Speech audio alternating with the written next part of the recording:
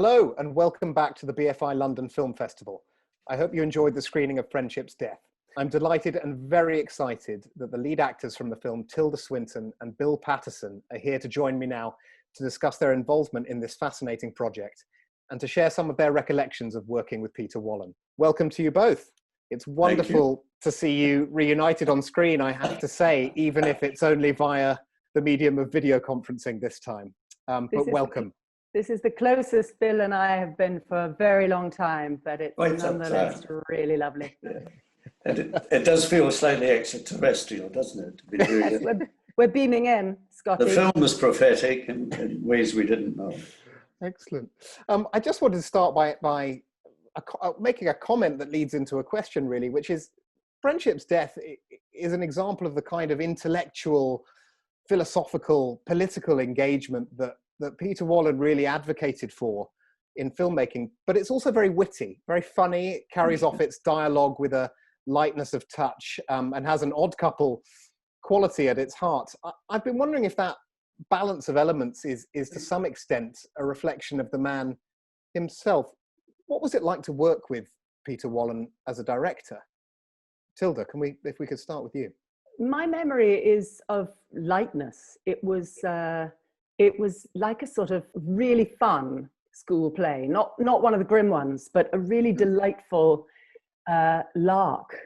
My sense was that he was so delighted to be able to do it finally, having written it as a short story, and then having written so much about cinema in theory, to make a fantasy, a fiction, and have fun with it seemed to me to be one of the most important things for him while we shot it. So it was just delightful from start to finish. I don't know if you agree with that, Bill. Absolutely, and because it wasn't, you would have thought as a theorist, and actually quite an intellectually challenging film. If you ever had a chat with him, you were lost, or certainly I was. By the second or third sentence, I was running to catch up. You know. He did that lightness, and we treated it, or he treated it, and the whole structure of the production treated it very much as though you were rehearsing a piece of theatre. You know, these set pieces, these scenes, were like little chunks of theatre that you might be presenting on a live stage anytime. So it had that kind of easy flow and talk back and forward. That you don't always get in filming, because you're very often splitting up into tiny compartments, and it was quite flowing, if I remember. And my sense was that he was really, it was such a new adventure for him to work in this narrative way, and he really had a kind of beginner's mind about the whole thing. Do you remember, it was the years before Video Village, you know, that to the audience who will know what that means, is that little huddles now are on all film sets, or sometimes very big huddles, where the crew, the director, everybody hides away and watches monitors. This was long before that technically was being used so much. And Peter certainly wasn't interested in that. I mean, he was either looking at us, or I remember on one occasion, Tilda, we both of us said to him, Peter, you weren't watching that, were you? You were looking at the floor, you know, because, and filmmaking, you do it is a visual image, so you shouldn't. He said, no, I know, I trusted Witold, who was a cameraman. I trusted Witold. I knew he had the shot. I wanted to hear it. I wanted to listen. So I remember catching him out of my eye, looking at the floor and not looking at us, which was quite rare and rather refreshing, I think. You've said, Bill, that you know, conversations with Peter were quite heady and cerebral potentially, but were either of you familiar with his work as a theorist? Had you studied him in any sense before you began working on the project? Well, I personally have to confess I didn't, although I had heard of the book, Signs and Meanings in Cinema. Because I did a teaching course at drama college, and that involved a little element of academic life. And so the book hadn't come out when I was at college, but it was in the orbit. If you were interested in cinema, you had to clock this. But sometime in the late 60s, I met a man who remained a friend sporadically, until he died sadly last year, Thomas Elsasser. Yes. And Thomas Elsasser was a kind of professorships and doctorates throughout the world. I mean, an amazing figure, and who kind of, one day in the early 70s, he said to me, do you ever run across Peter Wollen? And I said, no, I don't really. I said, this book, he said, a remarkable man. He said, he made me, he's been central to my magazine, Monogram, the film magazine that Thomas edited. And I thought, well, if Thomas Elsasser rates this guy, Peter Wollen, so when the offer of a script came in the late 1980s with Tilda, you couldn't, if Thomas Elsasser had rated him, he has to be something significant. Yeah. I was aware of him, firstly as a theorist and as a kind of rock star theorist of a kind of cinema that I was really into in an audience. But when it occurred to me that I might have some part in being on sets with people like Peter Wollen, obviously Derek Jarman and Sally Potter, there was a sort of whole culture, that's the right word, of filmmaking, very much made possible by the BFI in the 80s, which I became absolutely devoted to and was my kind of kindergarten. And Peter was there, not only as he became obviously as a filmmaker and his work with Laura Mulvey, but as a sort of éminence grise. I mean, he was, that book, Signs and Meanings in the Cinema, was so important for all of us, because it kind of validated a way of contextualizing cinema and seeing it as it's certainly, for him to be an Englishman talking about this kind of cinema was really important at the time, because, you know, I had, as a teenager, sort of grown up thinking that maybe this was something I would have to cross the channel to find, or go to Berlin or to Fassbinder or whoever. Yes. And then for Peter to contextualize it and to talk about a kind of new wave of intellectual cinema was really refreshing. And then when I discovered he was going to be making a film and that I might be able to be a part of it, it was you know, all the Christmases together. Yeah. It was such a fertile period, wasn't it, of the crossover between sort of thinking and practice. That it was you know, as you say, it was an interesting cultural moment or period, for sure. But it wasn't an accident, and I have to say it had everything to do with the BFI. I mean, there was an actual initiative and sustained practice to support this cultural strand and to develop it and to grow it into something that is actually at the roots of pretty much everything that's out there now, although it's a little buried. And that's when we come on to this film being buried for so long. It's a perfect example of the kind of work that was really, you know, alive at the time. But I'm so excited that people are going to discover it now, because not just because of it itself, but because it represents, as you say, Will, this moment of that it was possible to be that brainy as Peter was, and that entertaining, because it's super entertaining as well.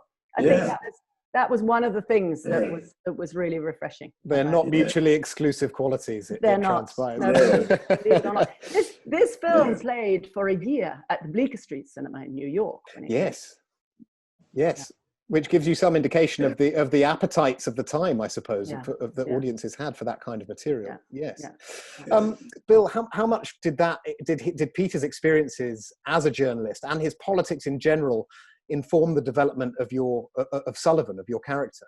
Yeah, well, we didn't talk much about his own experiences, as opposed to somebody like me. I'd probably be boring him stiff about, you know, my time in Amman, Jordan.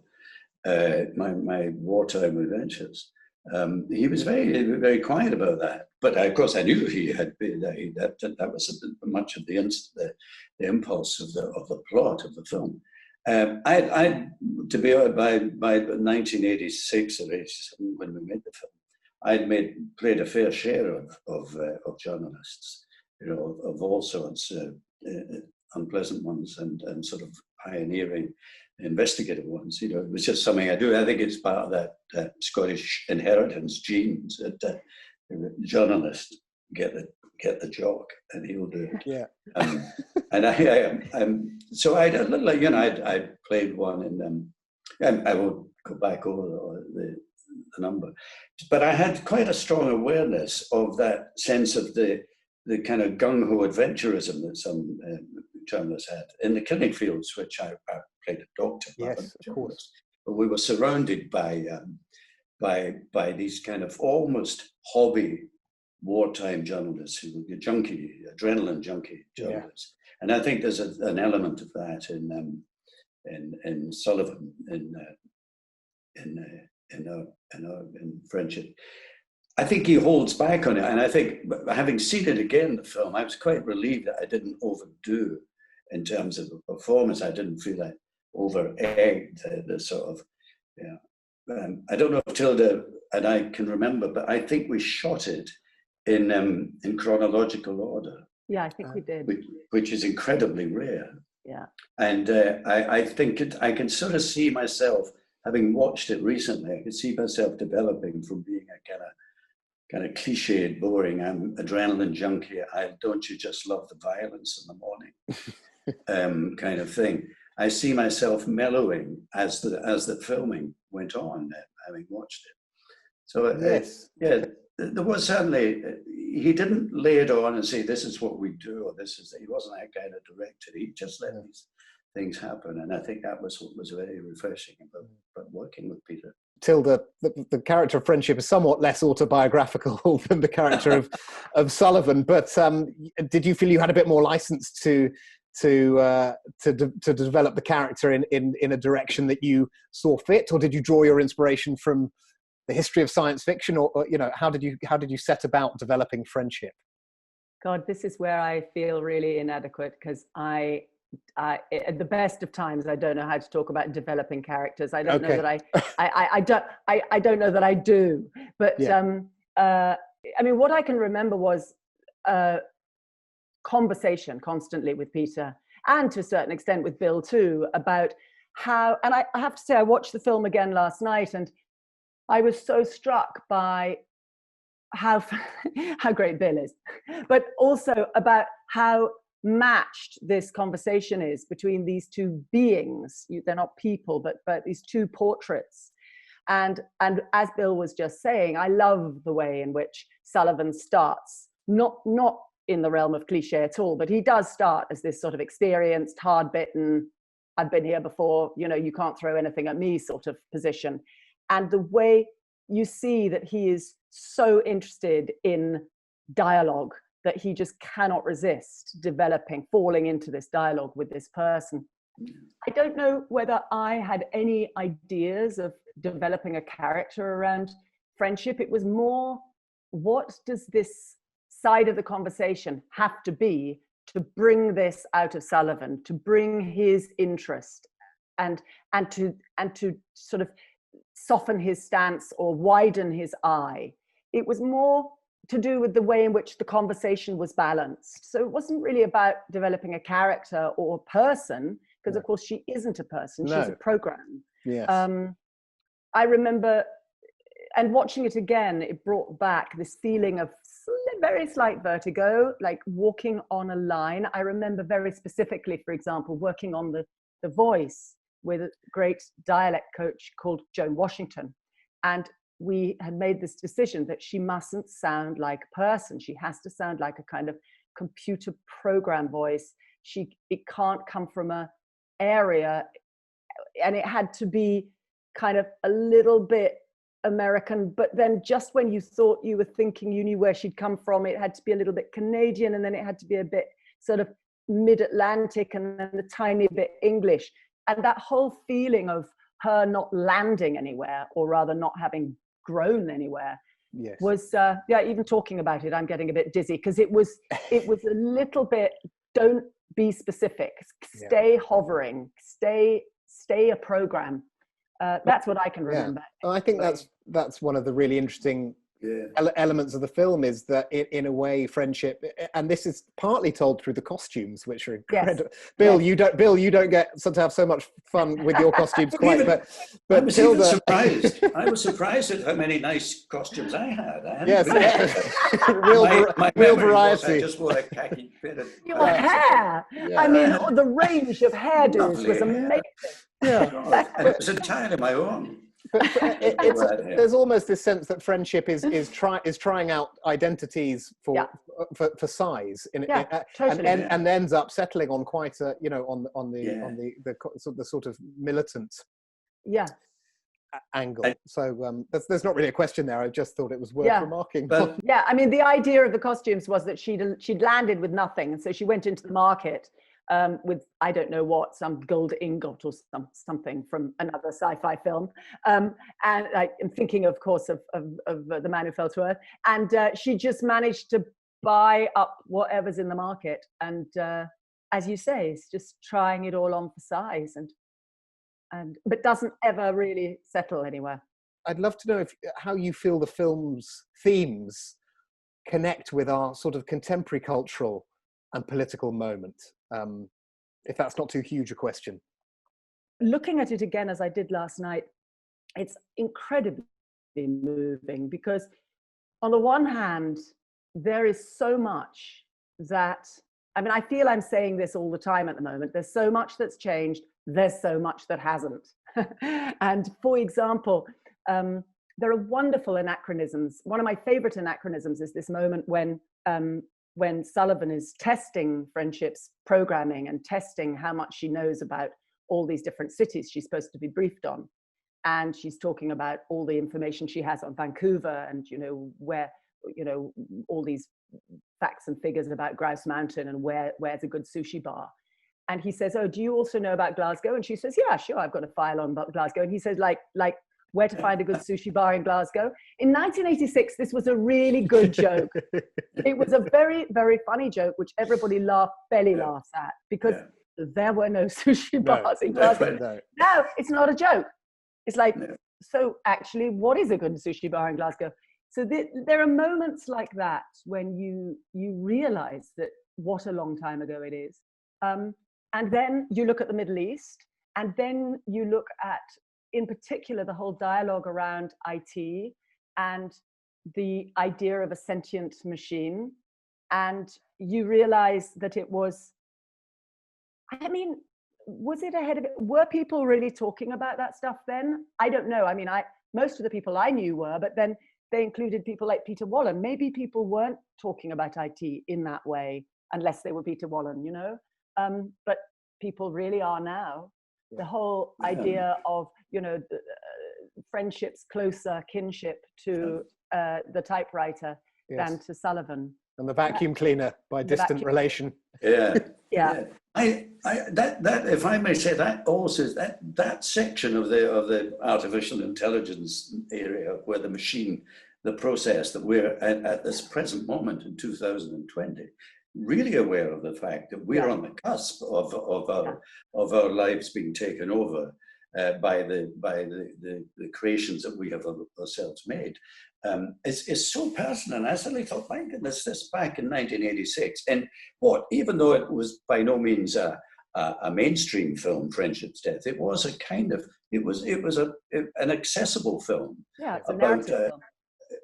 And taking brilliant ideas and making them as simple as possible in a conversation between two fairly rational people who were not shouting and screaming at each other, but taking interesting positions. I thought, my goodness, that is really ringing true in a day. To any audience watching that now would say, that's what we're talking about. I think I read in an interview with Peter that he said, we can no longer carry on treating machines in the way we do. We have to find a new way of thinking about our relationship to machines. Yeah. And that gets into the whole realm of ethics and rights and all sorts of things that must have seemed really out there at the time, but which now are really, really pressing questions, actually. Well, if you think about it, I mean, we are now bionic in a way that we weren't in 1986. I mean, we all, we have these things attached to our hands, and our children are properly programmed and programming in a way that really people weren't in 1986. Of course, there were a few people at MIT or, writing arcane, incredible articles for Sight and Sound. I think we have changed, and so the idea of making this film and positing this kind of conversation in 1986 is quite breathtaking, really, because it is hard to remember or even tell people who weren't around that there was a time when we didn't have mobile phones.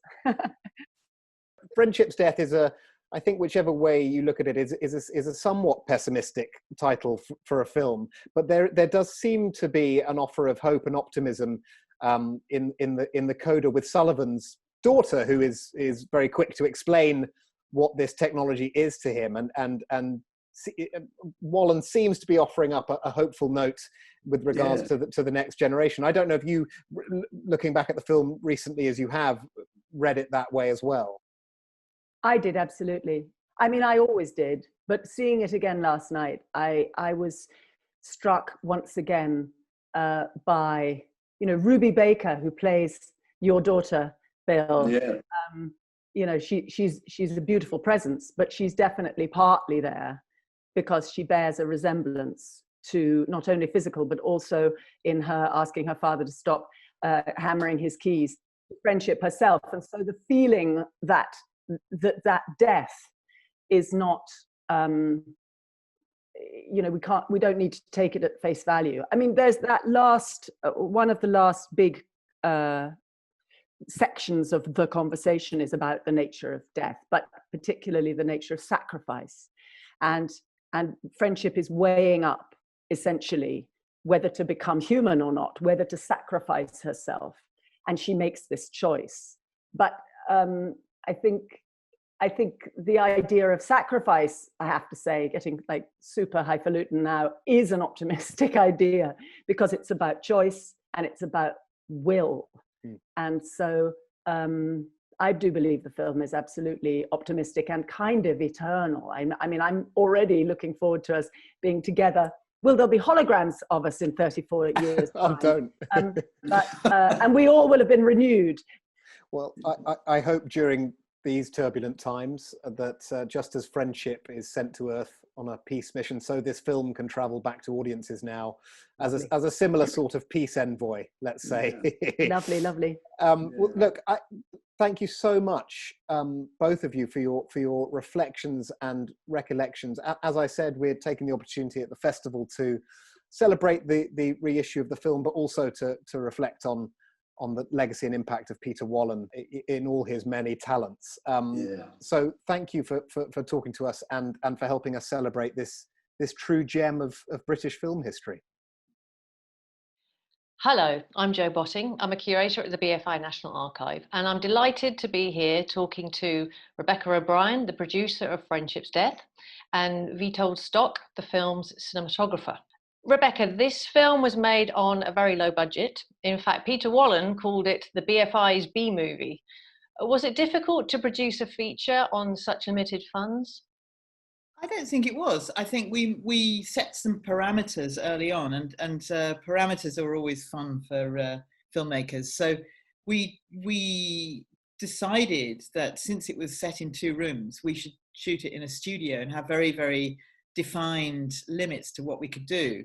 We shot it in 2 weeks, but we spent a week rehearsing it, and we rehearsed it. We marked out the rooms on the floor of a rehearsal room, and Witold worked out all his shots beforehand. And so while the set was being built, we were working out how we should shoot it. So we were very, very well rehearsed by the time we actually shot the film.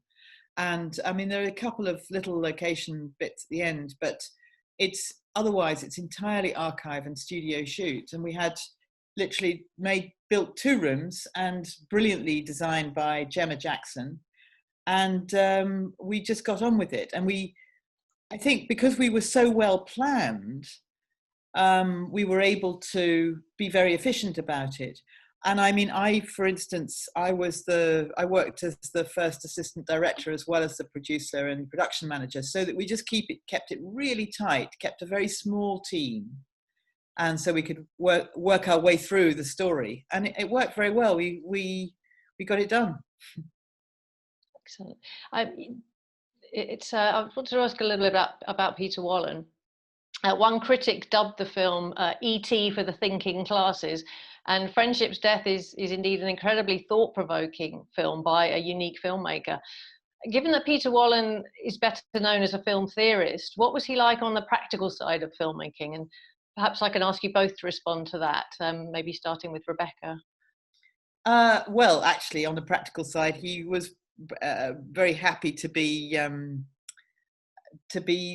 led by the people he was working with, and I think he was pretty good. I mean, he'd made a few films. I think he had quite a good sense of humor about it. Actually, he didn't take himself too seriously on the set, and he's relatively quiet. He was relatively quiet, but he, let us all get on with things. I think he was, able very much to focus on the story rather than on the sort of practicalities, and that's what's good with the way he worked.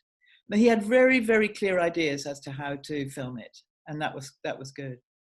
Witold, how did you find Peter Wollen to work with on the set? Well, Peter was an interesting combination. Well, when I came to the film, I knew roughly that he's a celebrated theoretician, but I didn't read his books by then because I wasn't into theory very too much. But I was really very aware that he was behind the script of the Antonioni film, which was just a big calling card. You don't Passenger, yeah. You don't want to be anyway higher than that. And but on the set, I think he was incredibly approachable, and on the set he was very concentrated and yet relaxed, which is probably the best combination you can have. The one thing I noticed that he was very particular about the words, the lines, and I caught him a couple of times when he was actually, the scene was in front of him, but he was not watching, he was listening. He had his eyes looking down and very intently listening to his lines being performed, but actually not looking at performance. That was a time when we didn't have a video assist yet. And so that also meant enormous amount of trust in me and in my wonderful camera operator, Rodrigo Gutierrez. So that trust kind of like percolated all around the cast and the crew, and as Rebecca said, that was a very small hand-picked crew, so which we knew each other from other productions as well. So there was kind of very benign shorthand when we were shooting. It's interesting you say that he was listening to the dialogue or not looking at the visuals, because it's a very much a dialogue driven film. So I assume that for you, Witold, one of the challenges was to bring in some variety in the visuals. How are some of the ways that you tried to do that?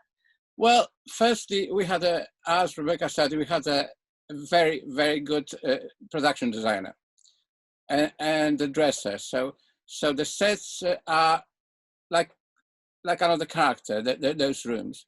And we basically had one room which we redressed from both characters, and then just changing the backdrop behind and the general light. One was more sunny, the other one was more the other side of the building. But that's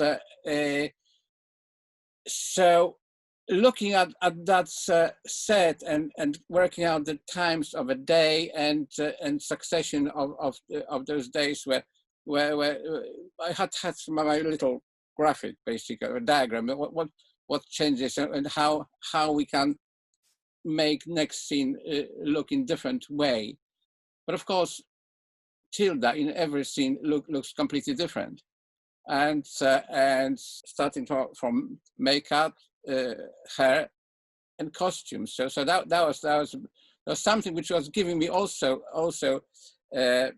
some trigger for my changes, but also surprise, because every time she came on set, she was, oh, that different kind of Tilda.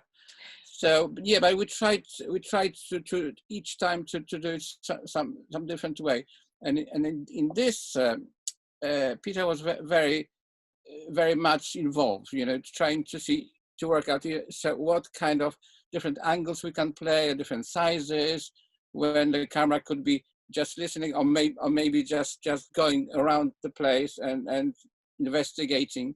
So yeah, there was also, we planned all this kind of like evolution of the look. It's very much a chamber piece, and we were very experimental, really. We tried I think Witold's completely right. The different demands of each scene meant that you have enough variety to keep your eye engaged in the film, and you listen to the words, because you're not bored by the same background, and you're not bored, it engages you throughout because it changes. And I think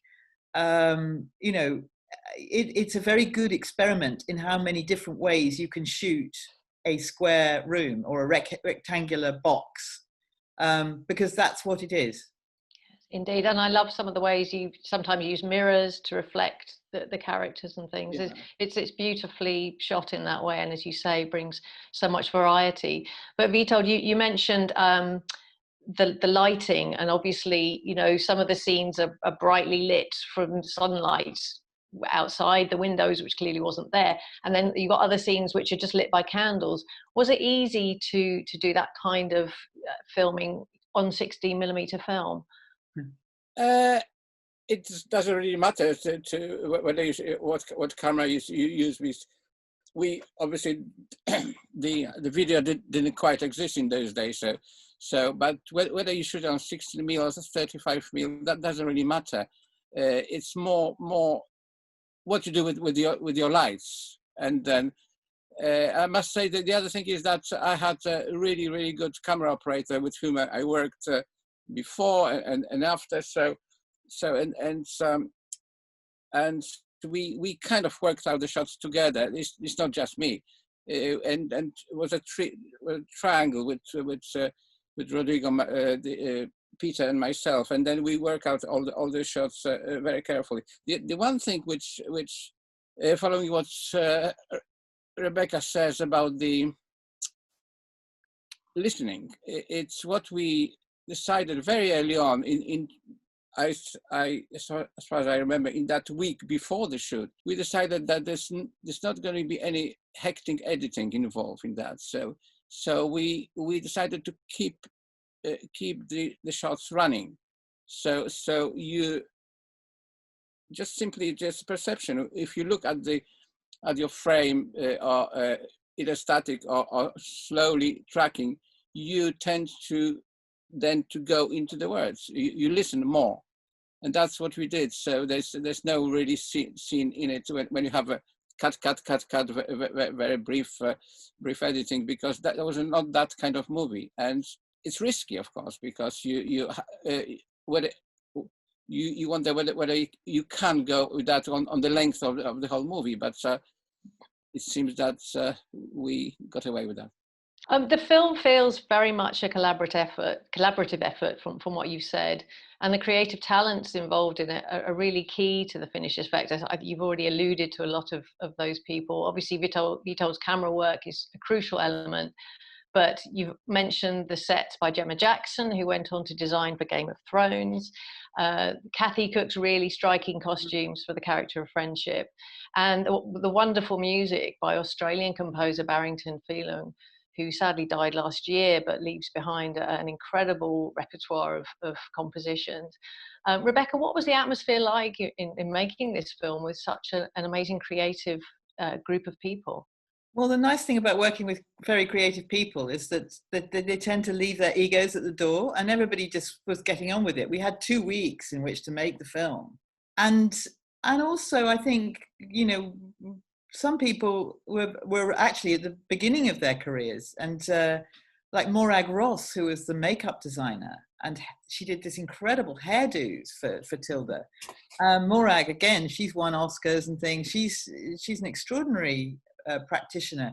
So we were very lucky in who we had, but we were just very sort of pragmatic and got on with it. It was nice to have a 2-week film to make just before Christmas, and you know, people were available to us. The studio was available to us. It was a very nice job, and I you know, really liked everybody we were working with. I had a great little production team, and it was because it was so simple. It was enjoyable to do, and all films are collaborations, you know, and Peter knew where he wasn't, you know, where he didn't have expertise, and he let us get on with it. And I mean, he was particularly fascinated in putting little objects and things in particular within the mise en scène, basically. And he had a thing about what he would foil his fellow theoreticians with by putting, you know, a little bicycle somewhere or a thimble somewhere else. But he was teasing. It wasn't very serious. And I think we all enjoyed it but also, I mean, with Tilda and Bill working so well together and so well rehearsed, it was sort of painless. We weren't clockwork watching all the time. We just got on with it and did it. It was fun. Well, you've both been really instrumental in assisting with the BFI's remastering of the film this year, and I hope that you're pleased with the results. I could ask you both to reflect on how it felt to revisit a film that you made over 30 years ago, and what memories of the production that process brought back. Witold, maybe you could start. When I was watching that first thing, then I was really, I wasn't really looking at colors or anything. I was just basically listening as an audience, and I was completely thrown by how far looking forward was all this. You know, things which we never talked about planet in those days ever, but he is, and about what happens, the kind of the damage, the planet as a living organism. All this is in the film, which was all unheard of. We never thought about those things, but he did, of course. And this is so prescient. And I thought that this was just a major, almost like shock. You know, how can this man be thinking so much ahead of everybody else? And that was my main impression. And Rebecca, what were your thoughts on watching it again after so long? I was just very, very delighted that Still worked so well as a film. And I completely agree with Witold, the idea that the film almost, it's like it feels contemporary, and yet it is over 30 years old, as you say. But it holds up very, very well. The only thing which is slightly odd is the scene at the end where the little girl is berating her father on his mammoth computer for typing too hard. It's very strange, but it's, you know, given where we were at in terms of technology and things, it's remarkable that even Friendship's video at the end still sort of works in a way, and I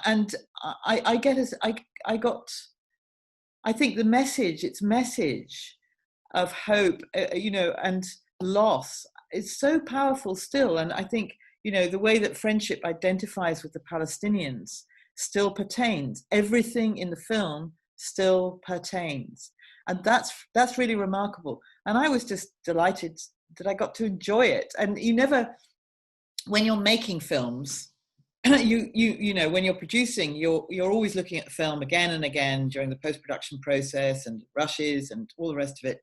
So you never actually see one of your own films. But if you get a chance to see it 30 years later, then it's like watching watching a film that you've made, and that was a real treat for me. You know, very nice to see it, and amazing to see such wonderful performances from Bill and Tilda, and just it's a lovely film to look at, I think. Yeah, it's interesting that you both mentioned how prescient it is, and it really is a testament to Peter Wollen's work and his legacy. So thanks very much for your thoughts. I'd like to thank all our guests who shared their memories of Friendship's Death with us, and I hope that audiences will very much enjoy discovering or rediscovering the film.